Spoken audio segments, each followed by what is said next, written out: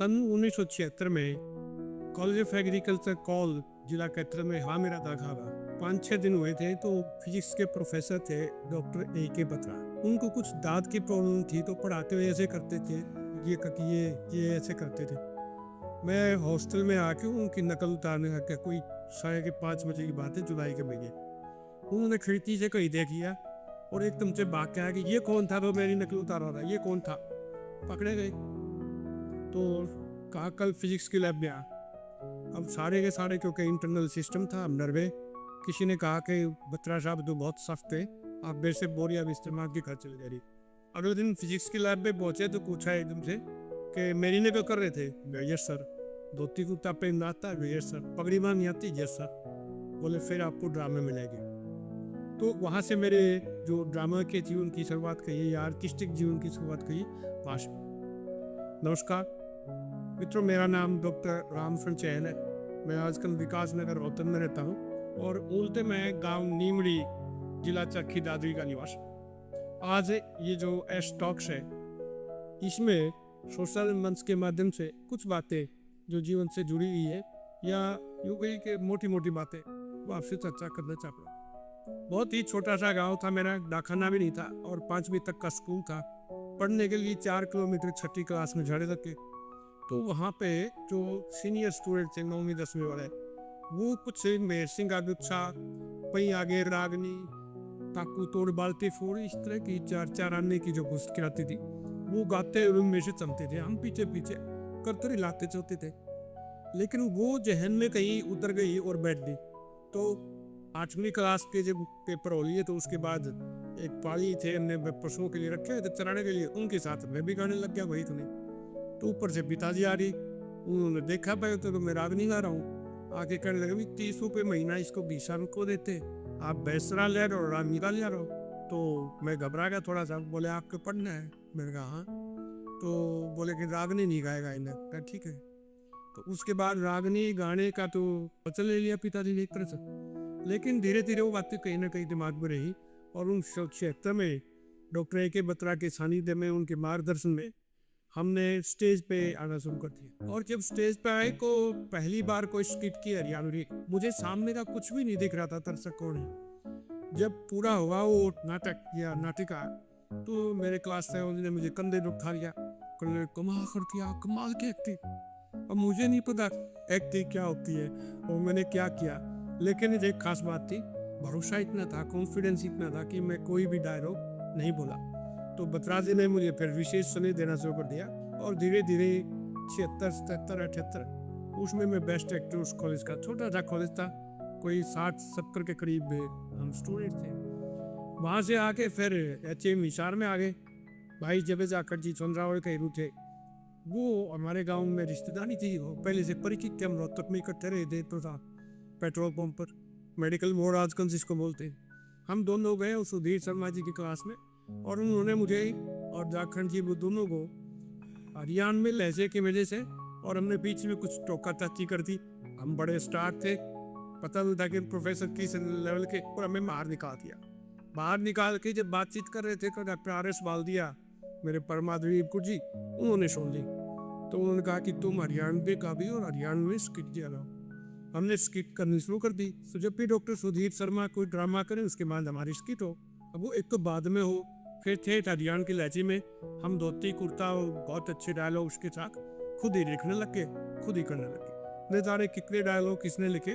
मैंने अपनी किताब आई है फिर गगन कीचड़, वो BA फाइनल और MA फाइनल में पढ़ाई जाती है सारी यूनिवर्सिटीज में हरियाणा में। उसमें लिखा है साफ तौर में कि ये मेरी अकेले की लिखने की कला नहीं थी, बल्कि एक सामूहिक प्रयास था।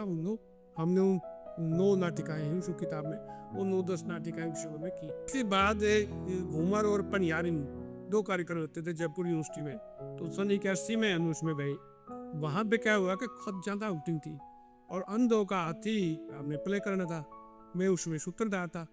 समस्या वही आ रही थी कि एक माइक के सामने खड़ा होकर दूसरे माइक तक आवाज ना सुने, आपस में डायलॉग ना सुने, क्योंकि वोटिंग इतनी जबरदस्त थी। पहले हमारी से 2 टीमें जो है बीच में छोड़ के जा चुकी थी, दिल्ली यूनिवर्सिटी और एक कोई और यूनिवर्सिटी। तो हमारे साथी थे सुरेश शर्मा, उसने कहा कि कुछ भी हो जाए हम बीच में नहीं उतरेंगे। 40 मिनट तक अगर चिल्ला के रहेंगे तो हम वोटिंग सुनेंगे लेकिन उतरेंगे नहीं। उस प्रोमिस के साथ, उस कॉन्फिडेंस के साथ हम वहाँ पे नाटक किया। और उसके बाद उसमें जितने 6-7 प्राइजेस थे, 4-5 हमें मिल गए, बेस्ट डायरेक्शन का, बेस्ट एक्टिंग का। उसके बाद ऐसे ही जो मोनो एक्टिंग वगैरह थी और माइन थी, उनमें हम अच्छे यानी कि ओवरऑल ट्रॉफी हम लेके आए हरियाणा एग्रीकल्चर यूनिवर्सिटी की तरफ। 2 दिन की छुट्टी हुई तो हम पढ़ाई रोक गए और चल के चलने लगे। जब भी कभी मजाक करना होता, धोती कुर्ते बांधे और हम दोनों निकल जाते थे सड़क पे। लोग पीछे पीछे आते थे कि जरा जाकर और हम सोचे जा रहे हैं तो कुछ ना कुछ आज नाटक जरूर। हम ऑडिटोरियम में एक तरफ से घुसते, दूसरी तरफ से निकल के गायब हो जाते और लोग वहाँ इंतजार करते रहते कब होगा कब होगा। तो इस तरह की हमारी अवस्था आ गई कि हम अच्छे जाने पहचाने यानी कि चपरासियों से लेके और कुलपति महोदय तक डॉक्टर पी एस लांबा होते थे, वो जान में लिखे थे और मैंने भी लिया। लेकिन जब एमएससी की बारी आई तो 0.48% कम रह गए मेरे 55%, तो एमएससी में दाखिला नहीं मिला। अब नहीं मिला तो मैंने वर्ल्ड बैंक में ज्वाइन कर लिया और वर्ल्ड बैंक में ज्वाइन करने के बाद पता चला कि मुझे अमेरिका या इंग्लैंड वीजा लगेगा, वहाँ रोटी नहीं मिलती। अब मेरे जैसे जो सिर्फ रोटी और सब्जी खाने वाला की बड़ी मुसीबत हुई कि ब्रेड में तो जितना नहीं रहूँगा, और मैंने रिजाइन कर दिया। उसके बाद मैं एस्कोर्ट्स में फरीदाबाद चला गया, फरीदाबाद फिर दिल्ली लगा क्योंकि कहाँ तो एचएम का हॉस्टल था और कहाँ फिर फरीदाबाद का इंटीरियर एरिया जमुना के साथ साथ। तो वो वहाँ से छोड़ के फिर मैं एग्रीकल्चर डिपार्टमेंट में पूंडरी में आ गया। फिर मुझे समझ में आया कि हमने बड़ा बैंक छोड़ दिया और एक इंटरनेशनल कंपनी छोड़ के अब गाँव में सारे लोग कैसे गुजारा चलेगा, बच्चों को कहाँ पढ़ाऊंगा। तब तक एक बेटा भी हो चुका था, क्योंकि अच्छी चीज़ के ग्राहक ज़्यादा होते हैं।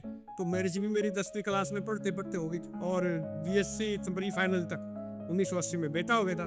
तो वो चिंता हुई, तो फिर मैंने सोचा कहीं और नौकरी की है। तो एक पोस्ट निकली थी सहायक संपादक की आकाशवाणी वतन में, मैंने अप्लाई कर दिया और उसमें इंटरव्यू में 3-4 लोग बैठे, तो बड़े कॉन्फिडेंस के साथ मैंने बातें की और फर्स्ट में राइटिंग का जो था उसमें भी था। तो धीरे धीरे बातें ऐसी चली कि मैं राकेश जी थे, उसने कहा भाई मैं तो इस लड़के को नहीं दूंगा, नहीं तो मैं कैंसिल कर दूंगा। 3 बार नन फॉर्म सूटेबल वो मैं कर चुका हूँ, कुछ चौथी बार फिर कर दूंगा, या तो आप इस लड़के को ले लीजिए। मैंने एक सवाल का कल जवाब दिया था कि क्वेश्चन ये था कि भाई सतयुग के बाद त्रेता को आया, द्वापर को नहीं आया। तो मैंने कहा नहीं द्वापर ही आया हुआ। तो बोले होगा नहीं, आप इसको यहाँ रेडियो में आकर फिर सीखिए कि द्वापर बाद में क्यों आया, त्रेता पहले। खैर यहाँ ज्वाइनिंग की तो 6-7 महीने हुए थे। भाई बाल सिंह बलारा और जो अरविंद स्वामी है ये फिल्म बनाते छैल गला जाकर, वो हमारी डायट मेरा राकेश जी के पास आए और कहने लगे कि हमें कोई ऐसा आदमी चाहिए जो हरियाणवी को जो बोलते हैं हम वो जो की तो लिख। उनको मेरा नाम याद आ गया, बोले हाँ इस लड़के को मैंने भर्ती किया, उसको देखो। और मुझे भेज दिया गया उनके साथ कि आप इनकी जो हिंदी की स्क्रीन प्ले है उसको हरियाणवी में लिखे। विष्णु मेहरोत्रा वो स्क्रिप्ट राइटर थे, उनका जो स्टोरी राइटर थे विष्णु मेहरोत्रा, छैल गला चांदी थे। 4-5 दिन तक मैंने हरियाणवी में लिखा और दादा लहरी सिंह थे उनको मैंने दिखाया। उसके बाद यहाँ से वो सोनीपत शिफ्ट हो गए शूटिंग वाले, मैं भी शादी चला गई छुट्टियां लेके। एक दिन दादा लहरी सिंह का पता नहीं क्या बना, शाम के टाइम उन्होंने बाल सिंह को कहा अरे बाल सिंह अरे कितना सुथा छोर यार, कितनी बड़ी हरियाणवी लिखा है, तो बोले भी गए हो रेडियो का आदमी, इसको ले लो। तो मेरे को एक प्रोफेसर की भूमिका उसमें दी गई और वहाँ से मेरी ये फिल्मों की शुरुआत हो गई। उसके बाद ये पनघट 1984 की 85 में बनी, उसमें मुझे यो ले लिया गया इंटरव्यू के बाद। उसके बाद 1990-91 में आई खानदानी सरपंच, उसमें भी हीरो रहा। तो इस तरह से रेडियो और ये सिनेमा दोनों बराबर बराबर था। फिर वो जो 6ठी 7वीं 8वीं 9वीं में जो रागनियाँ सुनी थी उनकी तरफ ध्यान गया कि यार वो रागनियाँ कौन सी थी, अब तो दोबारा से पढ़ी जाए। अब मेरी ड्यूटी का हिस्सा भी था ये, तो मैंने वो बुक के फिर खरीदे 4 आने वाले, 2-2 रुपये में मिलने लगे थे। और देखा कि कुछ सारा ही प्लेगरिज्म था, प्रस्तिक था सारा कि कादर खान का फोटो छपा है और उसके ऊपर लिखा हुआ MC मेहर सिंह। तो सारा देख के फिर मेरे को तमन्ना जगी कि कुछ लिखा जाए जो सही हो, और उनकी रागनियाँ मैंने इकट्ठी करनी शुरू कर दी 1993-94 के आसपास। 6-7 साल उस रागनियों के कलेक्शन में लगे और मेरी पहली पुस्तक आई स्वतंत्रता सेनानी एवं लोक कवि फौजी देश। उस पहली पुस्तक पे ही मुझे साहित्य अकादमी का अवार्ड मिल गया, श्रेष्ठ कृति पुरस्कार। तब वीर मथाना जी की सानिध्य में वो लिखी थी, दोनों ने लिखी थी कोतरशिप में। तो इस तरह से ये लेखन का काम भी चल रहा। फिर वो कीचड़ वगैरह और दूसरी को, अब कुल मिला के 22 किताबें हैं। और सन 2004 में मुझे पंडित लखवीचंद अवार्ड मिला लेखन के क्षेत्र में, जो लोक साहित्य का सबसे बड़ा अवार्ड था। उस समय तो कम पैसे का था, अभी 2 लाख रुपये था। और फिर उसके बाद देवी शंकर प्रभाकर अवार्ड, पंजाब कला साहित्य अकादमी अवार्ड, और अभी 2017 में पंडित माधव प्रसाद मिश्र अवार्ड 2.5 लाख रुपए का, जो साहित्य के क्षेत्र में फूलदास सवाना के बाद दूसरे नंबर है।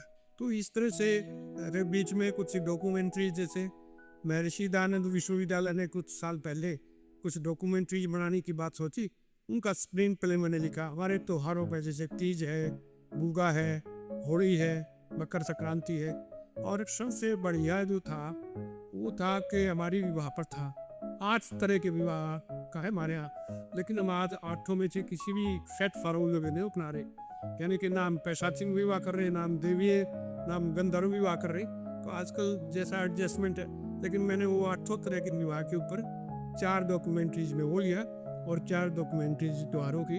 तो इस तरह से वो 7-8 डॉक्यूमेंट्रीज मैंने लिखी, जो स्क्रीन प्ले का और हुआ। तो अब फिर बात आई कि मैं तो सन 2002 में हरियाणा कल्चरल एकेडमी की घोषणा की माननीय चौटाला साहब ने, शिक्षा ने। तो मैं उनको थैंक्स बोलने चला गया। मैंने कहा सर बहुत अच्छा किया, हम कलाकारों के लिए। हरियाणा एकमात्र ऐसा प्रांत है जिसमें कोई कल्चरल एकेडमी नहीं है। उनको पता नहीं, मेरे वो पहली बार मैं उनको थैंक्स करने गया था और मेरा ही नाम याद रह गया, और मुझे घर से बुला के उसमें डायरेक्टर हरियाणा कल्चरल एकेडमी लगा दिया, फाउंडर डायरेक्टर। 1 जून 2002 को मैंने वहाँ ज्वाइन किया। लेकिन उसके बाद फिर जो मुझे सहयोग और हाथ मिलना चाहिए था वो नहीं मिल पाया। आकाशवाणी में काम करने का एक सलीका, एक तरीका, पहले सारे कागज के ऊपर आप सारी चीज़ें उतारो, अप्रूव करवाओ, उसके बाद सिस्टमेटिकली काम करो। वहाँ तो ये था कि पहले काम कर लो, कर उसके बाद फाइलें उठाते घूमते हो। खैर मैंने 3-4 महीने के बाद छोड़ दी हरियाणा कल्चरल और वापिस रेडियो में आया। 1995 में कर गया दूरदर्शन में हो गया एज प्रोड्यूसर, लेकिन वहाँ भी कुछ ऐसी गड़बड़ी हुई 3-4 महीने बाद मैं वहाँ से वापिस आ गया। फिर लेखन शुरू कर किया, और लेखन में शायद टोहाना की बात है, वहाँ डॉक्टर गुप्ता थी जो साहित्य अकादमी की डायरेक्टर थी, वो बैठी थी और मेरी कविता पाठ था, लेकिन कविता से कले 4-5 चुटकले मैंने सुनाए। उसके बाद अपने कविता कही। तो जब मैं नीचे उतर के आया तो उन्होंने कहा कि चैन साहब एक बात बताइए, ये जो चुटकुले आपने ऐसे सुनाए हैं, क्या वो लिखा भी जा सकता है? रखो नहीं, मैं तो लिखता ही ऐसे हूँ जैसे बोलता हूँ। तो बोले इनको लिख दो। मैंने कहा लिख तो दूंगा, क्या होगा इनका? बोले छाप पे गया। तो मैंने कहा कितने दिनों में छाप दोगे? बोले आप बताइए कितने दिन में लिखोगे? तो मैंने कहा मैं 60 दिन में लिख दूंगा, 2 महीने में। उनका 60 दिन में मैं छाप दूँ। और दोनों ने अपने अपने प्रोविजन किए, और हरियाणवी गद्य में लोक विनोद वो पुस्तक आई, और काफ़ी अच्छी 3रा-4था संस्करण उसका चल रहा है। तो यानी कि इस तरह के काम भी बीच में की। तो कुल मिला के बीच में कुछ सीरीज भी निकली, और कैसेट का जमाना था, चुटकुले 2000, हालांकि उससे पहले वो 97-98 में निकल चुके थे, लेकिन दोबारा से फिर उसको निकाला। तो इस तरह से कैसेट, सीडी, फिल्में, लेखन, रेडियो, दूरदर्शन, ये सारे का सारा चलता रहा। इसके बाद एक क्षेत्र और रह गया, वो ये था कि भाई हम जो कुछ करते हैं उसका समाज के ऊपर क्या प्रभाव पड़ता है, लोग हमारी बातों को कैसे लेते हैं। तो मैंने ब्रॉडकास्ट किया, तो एक ध्यान रखा, जब मेरी उम्र 26-27 साल रही होगी जब रेडियो में ज्वाइन किया, तो मुझे बताया गया कि आप इस समय 50 साल के हैं, मन से भी और वचन से भी। यानी कि जब मैं बोलूँगा तो 50 साल की उम्र के हिसाब से मैं बोलूँगा, उसी तरह से संबोधन करूँगा। और वो दिमाग में ऐसी बात आई कि मुझे कुछ ना कुछ नया करना है। वो फिर धीरे धीरे मैंने एक फ़ोन इन कार्यक्रम शुरू किया, वो उससे पहले नहीं होता था, देहाती कार्यक्रम में। तो फ़ोन इन में यही था, मैंने प्रार्थना की अपने श्रोताओं से कि श्रोताओं आपके भरोसे पे हम ये काम कर रहे हैं, 3-4 टेलीफोन की लाइनें से जुड़ी हुई है, आप प्रश्न पूछिए, हम उत्तर देंगे। हमारे पास एक्सपर्ट बैठे होते थे, और वो कार्यक्रम इतना हिट हुआ कि चारों तरफ प्रशंसा। फिर कुछ फसलों को लेके विशेष कार्यक्रम, जैसे धान के ऊपर, गेहूँ के ऊपर, कपास के ऊपर, गन्ने के ऊपर, तो उसमें लाखों रुपए के इनाम हमने इसको दिए। तो बहुत ज़्यादा जुड़ाव लोगों के साथ था। इसमें धीरे धीरे ये था कि शुरू में मेरा नाम किशन भाई रखा गया रेडियो। तो मेरी पत्नी से एक बार की उसकी सहेली ने पूछा कि भाई तेरा घर वाला आगे कर रहा है बोला नौकरी, केला रविला किशन भाई ना है, तो बड़ा मजाक बना भाई सबका भाई। तो उस तरह से भी यानी कि बीच में ये भी वो क्या है, लेकिन जीवन को एक सतत गति नीति रही, चाहे वो रेडियो था, चाहे टीवी था, चाहे फिल्में थी। 1993-94 के आसपास जनसत्ता जो अखबार था उसका बहुत ज़्यादा सर्कुलेशन थी हरियाणा में। तो उसमें एक कॉलम आता था मेरे गांव की कहानी। तब तक सोचने लगे थे भाई हरियाणवी संस्कृति के बारे में तो काफ़ी कुछ आता है, लेकिन जब वो गांव की कहानी करने के लिए गांव में गए, दूर दराज के गांव में रिवाड़ी, महेंद्रगढ़ और इधर अम्बाला की तरफ कोई 50 से 60 गांव की कहानियां मैंने कवर की, और डिटेल में गांव कब बसा, कैसे बसा, किसने बसा, कितने लोग हैं, क्या सुविधाएं हैं, क्या कमियां हैं। तो तब पता चला कि गांव तो एक पूरी की पूरी एक ऐसी इकाई थी जिसमें 6 6 महीने, कुछ गांव ऐसे 6 महीने की सेना का घेरा पड़ाना है, और वो गांव को कुछ भी पता भी नहीं चला है, क्योंकि वहीं पे लोहे का काम करने वाले थे, वहीं पे चमड़े का काम करने वाले थे, वहीं पे चुराहे थे, वहीं पे लकड़ी का काम करने वाले थे, वहीं पे मटके बनाने वाले थे। एक छोटे से स्वराज की तरह से वो जो है ना, वो सारे के सारे वो चीज़ें वहाँ को होती। तब पता चला कि गांव को राम को कहते हैं, गांव राम, यानी कि पूरे का पूरा एक छोटा सा संसार जिसको कहते हैं, वो जो है ना वो गांव। तब मुझे गिरा और फिर अपने गांव की कहानी भी लिखी। तो उसके माध्यम से हरियाणवी संस्कृति की तरफ जो रुचि बढ़ी, तो एक बार कोई शादी थी घर में, तो पुरानी पुरानी चीज़ें सारी इकट्ठी करके, जैसे गांव में टान होता है, एक पत्थर का स्लैब सा बना देते, छत से कोई 3 4 फुट नीचे, सारी फालतू की चीज़ें उस टांड के ऊपर रखते रहते हैं। तो एक रेहरू भर के और वो डालने के लिए बाहर जाने लगे। मुझे ध्यान आया कि इसमें तो बहुत सारे ऐसे आइटम हैं जो कहीं भी मिलते नहीं, और वो मैंने वहाँ से मैंने कहा भाई ये मेरे को दे दो, रोहतक ले जाओ। और वो जो उसमें थे, जैसे चरस था, सलीता था, ला थी, और बहुत सारे बर्तन, और ये इस तरह भी चीज़ें वहाँ थी उसमें सामान में। मैं रोहतक ले आया, और फिर एक म्यूजियम था हरियाणा कृषि विश्वविद्यालय, वो तोड़ रखा था। तो मान साहब मेरे मित्र है, उमान साहब से मिलने गया को रोए हो रहे एकदम से। तो मैंने कहा क्या हुआ? कहता मेरा म्यूजियम था, प्रेशर से 36 की गिर की, तो एक हार्ड हो गया। मैंने कहा ये आइटम तो मेरे पास में है। और हमने एक हरियाणा लोक कला संघ नाम की संस्था बढ़ा के, और आजकल जो मिनी सेक्रेटरीट तक का है, यहाँ पे पहले एसपी ऑफिस होता था, बड़े बड़े नीम के पेड़ होते थे। तीजों के दिन आए कि नुमाइश कराई हमने उन पुराने आइटम्स की, 300 से 400 आइटम रहे होंगे। और वहाँ हम 3 4 त्यौहार उस हरियाणा लोक कला संघ के माध्यम से मनाने लगे। जैसे फाग खेलते थे, तीज मनाते थे, तो वो वहाँ से फिर ये आइडिया आया कि भाई इन चीज़ों को अगर रखा जाए धरोहर के रूप में, तो ये विरासत के रूप में बहुत अच्छी रहेगी। और कुरुक्षेत्र विश्वविद्यालय में डॉक्टर महाशिव कुनिया थे। कुरुक्षेत्र में जब मेरी बदली हुई रेडियो में, तो मैंने उनसे बातचीत की, मैंने कहा ये ऐसे ऐसे है, और मैंने अपने हाथ से ड्राफ्टिंग करके उनको दे दी। इस तरह से धरोहर नाम की म्यूजियम एक बना जा चुका है। Doctor RP Hooda vice chancellor थे कुरुक्षेत्र विश्वविद्यालय के, उन्होंने तुरंत सैंक्शन दी, और आज धरोहर जो कुरुक्षेत्र का है उसमें काफ़ी अहम रोल अदा किया। एक तो उन चीज़ों के बारे में लिखने के लिए एक रथ आपने खड़ा कर दिया, लेकिन उस रथ के पुर्जे कौन बताएगा, कौन सी स्लब है, कौन सी नाड़ी, कौन सा जुआ है, कौन से आरे हैं, या उसके जो बहुत बारीक बारीक पुर्जे हैं, झंग है तो झंग किसको कहते हैं। तो ये सारी चीज़ें वहाँ कर सब आइटम्स रख के उनकी एक एक व्याख्या की, तो अच्छा 15 20 दिन लगे, लेकिन एक अच्छी व्याख्या। उसके बाद एक और म्यूजियम हरियाणा कृषि विश्वविद्यालय हिसार में बना पिछले 5 6 साल पहले, वो भी टाइम मैंने ही लिखा कि मेरा तजुर्बा था, वो भी लिखा। तो एक तो ये काम बहुत अच्छा रहा। फौजी महेश सिंह के गाँव में जाने का मौका मिला, जब पुस्तक लिखी थी तब दिमाग में आया भाई रघुवेंद्र मलिक और मैंने एक संस्था बनाई वहाँ, और उस संस्था में 11 रुपए के सदस्य बनाए, वहाँ स्मारक समिति।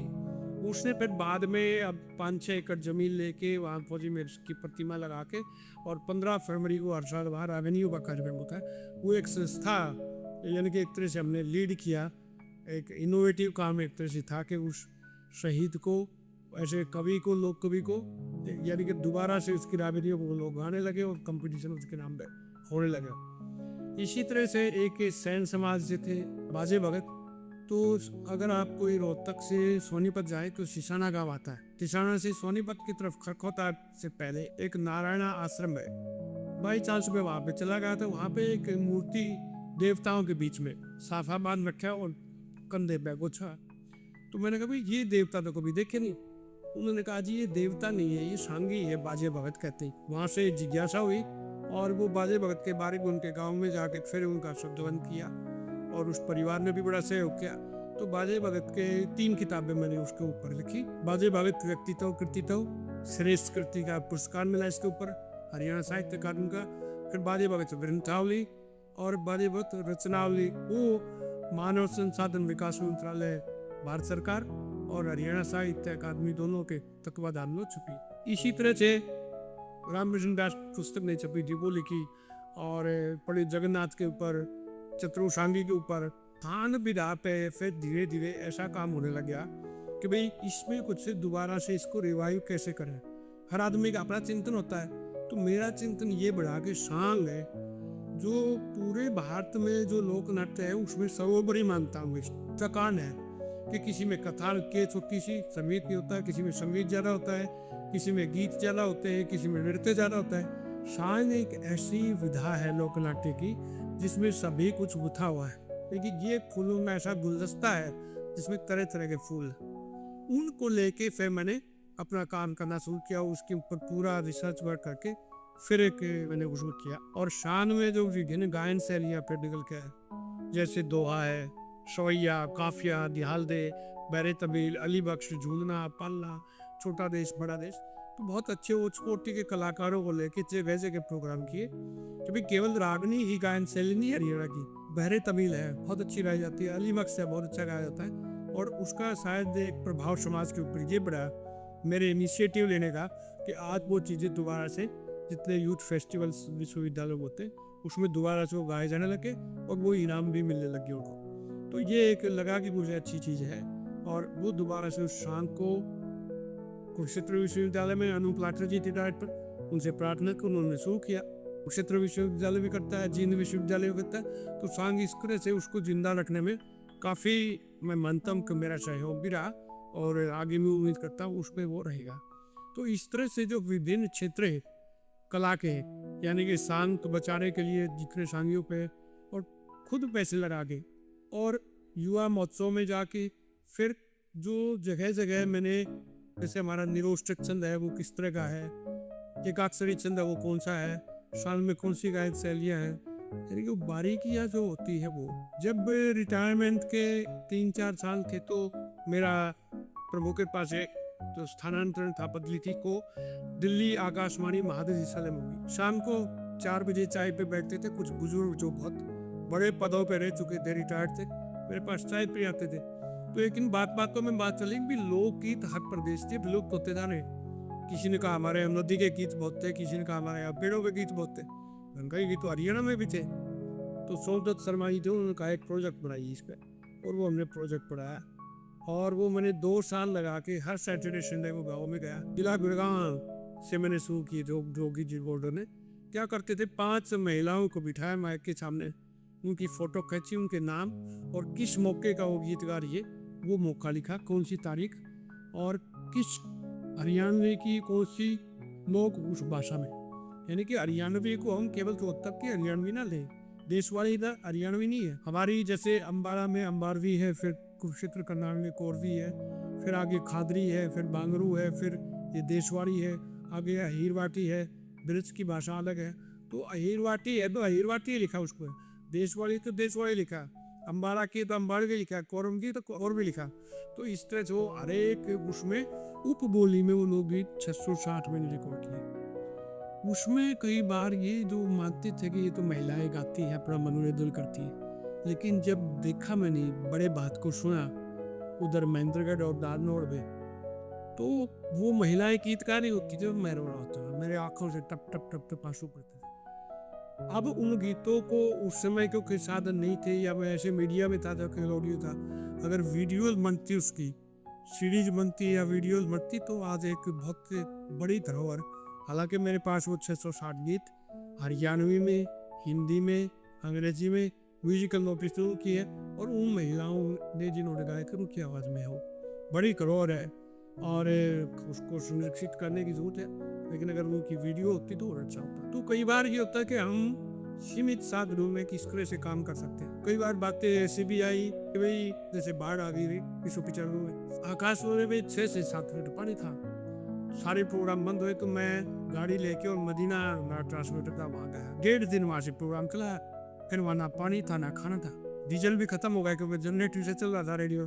तो मैं आया वापस तो देखा घर में भी पानी भरा हुआ है, मेरे पास भैंस थी वो भी 10 इंच नीचे, तो उसको जैसे तैसे करके निकाला। और वो कॉलोनी भी होगी, सब कुछ डूब गया। सबसे बड़ा नुकसान ये हुआ कि जो टेप्स थी हमारे लाइब्रेरी की 6 फीट 7 फीट तक वो डूब गई सारी। उनको कुछ नहीं कर पाए हम, बाहर निकाल के डाल के एक पेड़ के नीचे, बड़का पेड़ आकाशवाणी रोहतक के प्रांगण में, उसमें डाल दिया। 3-4 महीने तक ऐसी पड़ी रही। खैर एक दिन दिमाग आया तो भाई बलजीत राणा बहुत बड़े ब्रॉडकास्टर है, मैंने कहा राणा यार ये को हम अगर धोके दोबारा चला लें तो आशे पहले तो बोले चलो आपका आइडिया तो देखते। तो कुछ टेप्स हमने पुट्टी के नीचे सीधी डोली और उनको दोबारा से सुखा दिया, और सुखाने के बाद एक बार उनको उल्टा सीधा चला के फिर देखा तो वो टेप चल पड़ी। कुछ मशीनों के ऐड तो खराब हुए लेकिन वो चल पड़ी। तो मुसीबत ये थी किसकी है, कौन इनका दायक है। और आप यकीन मानिए दर्शकों कि उनमें से केवल 4-5 टेप ऐसी बची जिनको हम पहचान नहीं पाए, वरना ये राज किशन की है, रणबीर की है, करण सिंह की है, फलाने की है, गुलाब की है, पैक की, पूरी ये शकुंतला की एक पार्टी की, फलानी पार्टी की। यानी कि हम भी इतने रच पच गए थे 36 साल में नौकरी की रेडियो में, वो आवाज़ कान में ऐसे सेट हो गई थी। मुझे म्यूजिक का कुछ भी नहीं आता, लेकिन एक आदमी सुर में एक सुर में गा रहा है, मान लो तीसरे या चौथे में, बदलते ही मैं बताता हूँ हाँ सुर बदल गया, सुर छोड़ गया, बेसुरा हो गया या कासुरा हो गया। मुझे कोई कहे आप इस सुर में गा दो तो मैं नहीं गा पाऊंगा। तो मैं जब भी जजमेंट में जाता हूँ मैं कहता हूँ भाई मुझे म्यूजिक का कुछ नहीं आता, लेकिन कई बार बुला लेते, फिर वो कहते हैं आप तो बिल्कुल जानते हो। उनका ये रेडियो का एक माध्यम था जो कानों में ही एक फिट होगी, वो जो सुर छोड़ते ही पता चल जाता है। तो इस तरह से अगर हम देखते हैं आप, तो आज का युवा कई बार थक जाता है, क्या कहते हैं इसमें कुछ नहीं होना, मुझे कुछ नहीं मिला। सच मारिए कभी सोचा ही नहीं कि हम क्या बनेंगे, जैसा चीज रास्ता का वैसा ही जीतते चले गए। और उसमें ये विभिन्न माध्यम, चाहे पुस्तकें हो, चाहे वो अखबार हो, मैगजीन हो, चाहे वो सीरीज हो, चाहे वो कैसेट हो, चाहे रेडियो, चाहे दूरदर्शन हो, चाहे फिल्में हो, यानी कि सब क्षेत्रों में, मीडिया के हर क्षेत्र में काम करते करते अब जो है रिटायरमेंट से पहले ये जो लोकगीतों का काम किया, ये भी एक बहुत बड़ा प्रोजेक्ट है। क्योंकि उसको कई बार मैं दिखाता हूँ साहित्यकारों को, इतना मैं बड़ा काम तो हो ही नहीं सकता मेरे लिए, तो किया है मैंने, 2 साल में किया है, उसको आगे कुछ ना कुछ करेंगे। और रिटायरमेंट के बाद 5 साल तक मैंने 6 कम्युनिटी रेडियो हरियाणा में स्थापित करवाए। हरियाणा कृषि विश्वविद्यालय हिसार प्रोजेक्ट था, तो मैंने कृषि विकास केंद्र छज्जर, कृषि विकास केंद्र रोहतक, पानीपत, जींद, कुरुक्षेत्र और सिरसा, ये 6 कम्युनिटी रेडियो यानी कि बहुत सीमित से दायरे में, 15 से 20 किलोमीटर के दायरे में, और वो बिल्कुल माइक्रो लेवल में ब्रॉडकास्ट करेंगे। यानी कि कृषि विज्ञान केंद्र के वैज्ञानिक उन रेडियो के माध्यम से जो उस दिन के करने वाले कृषि कार्य उसको बता पाएंगे। ये एक तरह से प्रोजेक्ट था। अब बात आती है कि उसके बाद क्या करें। रिटायरमेंट के बाद मैंने अलवर के पास से 8 बीघे यानी कि 5 किले जमीन खरीदी, और उसमें एक बाग अपना लगाया हावड़े का, और 1 बीघा यानी कि लगभग 3000 गज जमीन में एक अच्छी सी झोपड़ी बनाई, एक देसी गाय वहाँ पास रखी है, और कुछ 3000 गज में जितने भी तरह के पौधे वहाँ लग सकते थे। अमरूद है, अनार है, किन्नू है, संतरा है, माल्टा है, और आपकी अंजीर बहुत अच्छी लगती है वहाँ। तो अब वहाँ पे आराम से जैसे बीच बीच में अच्छी बढ़िया से लान बना के वहाँ जाता हूँ। सर्दियों में गाजर बाग खा के ले लेता हूँ। तो इस तरह से जीवन को मैं पूरी तरह से सार्थक मानता हूँ। कुछ लोगों का होता भी मेरी ये कमियां रही, कमियां शायद कुछ ऐसी रही कि जब फिल्मों में अच्छा दौर था, हरियाणवी फिल्मों में काम करा, उस समय अगर बम्बई चले जाते तो शायद वहाँ भी कुछ ले लेते। यहाँ भी पहचान है, वहाँ शायद पहचान नहीं मिलती, सिर्फ पैसा मिलता। तो बात वही है कि कुछ ना कुछ कई बार घर वालों का, पिताजी का और माताजी का तो शेयर मिला, लेकिन मेरी पत्नी को ये शंका रहती थी कि फिल्मों में जाके कुछ ना कुछ इधर की पैंकी हो जाते हैं, वो चिंता उनको सताती रहती थी। इसलिए फिर बम्बई में नहीं गया, यानी कि उनके कहने से नहीं गया। आज 10-12 लोगों की मदद की है, PhD की चीज़ में, चाहे वो लोक साहित्य पे हो, चाहे हरियाणवी कल्चर पे हो, वो काम बढ़ता हो। तो अपने आप को व्यस्त रखते हुए ये सोच के कि मैं अगले पीढ़ियाँ इसको कोई ना कोई देखेगी। मेरे पास कुछ पुस्तकें ऐसी है जो 150-200 साल पुरानी हस्तलिखित पोथियाँ हैं। कुछ वस्त्र ऐसे हैं कि जो आज विलुप्त हो गए हैं, जैसे मैंने ये पहन रखा है, ये रेजा खादी का, ये इसको हाथ से बनाया हुआ कपड़ा है, डोवटी रेजा ये कहती है इसको। तो इसको फिर चल रहे है, तो कई बार के फैशन चलाने का मन करता है, ये कुछ ना कुछ नया जैसे फैशन में डाल दिया, और आज काफ़ी लोग इसको शौक से पहनते हैं इस रेजा को। और श्रीमती ललिता चौधरी है, वो बहुत बड़ा काम अंतर्राष्ट्रीय स्तर का इस पे कर रही है। मैंने उनको प्रेरित किया कि भाई ये ऐसी चीज़, ये ऐसा वस्त्र था जो गर्मियों में आपको ठंडा रखता है शरीर को और सर्दियों में गर्म रखता है। और ये अब रेजामाई ललिता आप देखेंगे तो बहुत बड़ा काम उसका अंतर्राष्ट्रीय स्तर पर फैशन डिजाइनिंग कर रहा है। तो इस तरह से अब कुछ बातें ऐसी हैं जो अगली पीढ़ियों के लिए भी कहना चाहिए, जिसको हम कह सकते हैं कि भाई अपने जीवन के अनुभव से हो क्या संदेश देना चाहिए। मित्रों, संदेश यही है कि आपका जीवन जैसा आता है उसको खुशी से जीते जाए। एक बार एक मेला लगता है जींद जिले में, पिंडारा, पांडु पिंडारा जींद के साथ में मिलता है। तो वहाँ पे मेरे आमतौर पर रिवाज ये है कि लोग अपना चूरमा बना के अच्छी सी बड़ा था और अच्छा घी का डाल के उसमें ले जाते, स्नान करके वहाँ बैठ के चूरमा खाते। 4-5 आदमी ऐसे ही गए और चूरमा अच्छा सा लेके जा रहे थे, उन्होंने चूरमा खाया और चल पड़े। तो एक मेरे जैसा आदमी वहाँ मिर्च से मोटे मोटे रोट उसके हाथ में और गंठे का मुक्का मार के ऐसे, और वो गंठे के साथ वो मिर्च से रोटी खाने लगा। अब उन्होंने बोला यार कमाल का आदमी, ये गरीब है बेचारा, गंठा रोटी खा रहा है। अब उसकी तरफ बुरा तो कर लिया, भाई के देखो सब बड़वे करवे तेरा यास तो दाम में भी नहीं गुल छड़े उड़ा यार। तो यानी कि जो भी परिस्थितियां हैं उनको खुशी से जिएगे तो जवान आपके साथ रहेगा। आप अगर दुखी होंगे तो कोई साथ नहीं देगा। 4 मूल तत्व सूर्य है जीवन में, जो एक हरियाणवी की पहचान भी है और आपको आगे बढ़ाने में मददगार भी होंगे। पहली बात, आप सहज रहिए। जितना आप बनावटीपन करेंगे दूर से लोग आपसे डरने लगेंगे। जो बहुत चालाक से व्यक्ति है, बहुत तेज तर्रार है, वो आके आपसे बात करके आप उससे डरने लग जाएगी।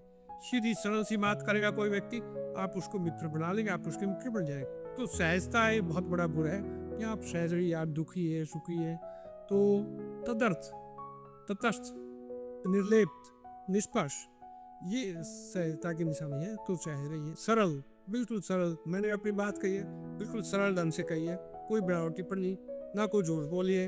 अगर मैं झूठ बोलूँगा तो कुछ ना कुछ याद रखना पड़ेगा। अब याद रखूँगा तो किसी के सामने कुछ बोलूँगा, किसी के सामने कुछ बोलूँगा। तो सहजता, सरलता, दूसरे के दुख में आप दुखी हों, दूसरे की खुशी में आप शरीक हों, खुशी हों, तो आप निष्ठा में आ जाते हैं। और सबसे आखिरी बात तरलता, कि आप कोई भिखारी को देखते हैं तो आप कलाकार है तो ये देखिए कैसे ये मांग रहा है, इसके चेहरे पर कितनी दीनता है, ये कैसे हाथ कर रहा है, इसका ड्रेस क्या है, कैसा है, वो देखिए आप। तो कलाकार उस दृष्टि से देखता है।